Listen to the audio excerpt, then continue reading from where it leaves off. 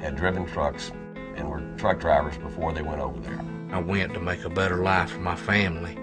We were told we would not be sent into any areas of known danger. Well, I trusted the company. They told us, oh, you won't have to worry, you have plenty of protection. Guaranteed $140,000 in 9 months. Anything that sounds too good to be true usually is.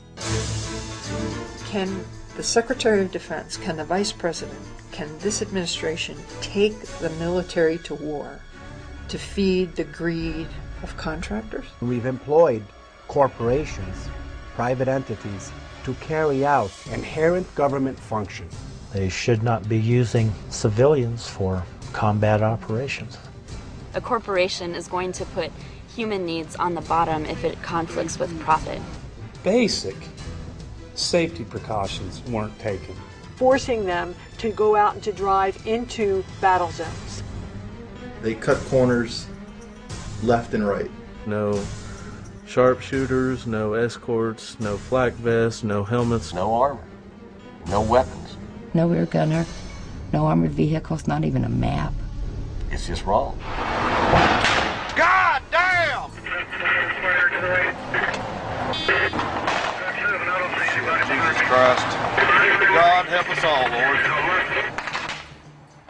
As we got into the research and I learned more and more about war profiteering, I became absolutely committed to doing the film because the issues of war profiteering really go to, in many ways, to who we are as a country, what we believe in, and the ways we're going to live our lives.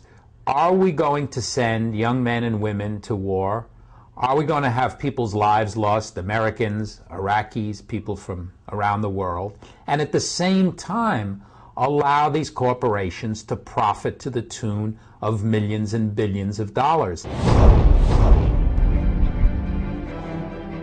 I saw contractors in Iraq doing anywhere from helping fix tanks, helicopter mechanics, pretty much any job that's in the military, there's a civilian contractor right there. This war has been privatized to a greater extent than any other war in history. They're part of a multi-billion-dollar industry fueled by your tax dollars, an industry very much in need by the U.S. military. 40 cents out of every dollar Congress controls now goes to contractors. There's more than 20,000 private military on the ground. We have the second largest armed force in Iraq, or private security. They outscale the Brits or any other nation. And then these amazing heroes and heroines came forward. People trying to do the right thing, truck drivers whose best friends were killed, working for Halliburton, literally driving empty trucks across Iraq because Halliburton was paid not by how many deliveries were made, but by how many trips were taken. As a truck driver in the mail department, they'd send me to these camps with one bag of mail. That's risking my life just to deliver one bag of mail. We would escort entire convoys where every flatbed truck was empty. The film focuses on 4 corporations, really, and how they profiteer, each of them in a different way, each of them profiteering around the war and the reconstruction. One is Blackwater, private for-hire mercenaries.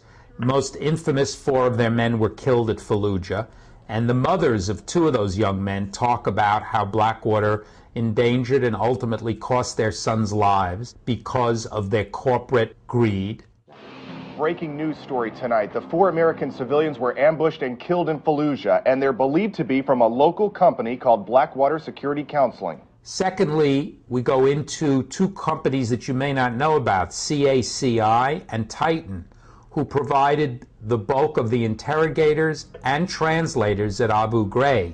Now what that means is there was torture for profit, and we have people on camera. We have interrogators, we have translators who work for these private corporations talking about it, talking about no oversight, and talking about the fact they were at Abu Ghraib. And finally, we have Halliburton KBR, the most infamous one of all, and we have a variety of people who've worked there, from truck drivers to some of the people who were in charge of ordering goods for Halliburton, to Marie DeYoung, who'd been there and saw at various departments the way they were stealing money from the taxpayer.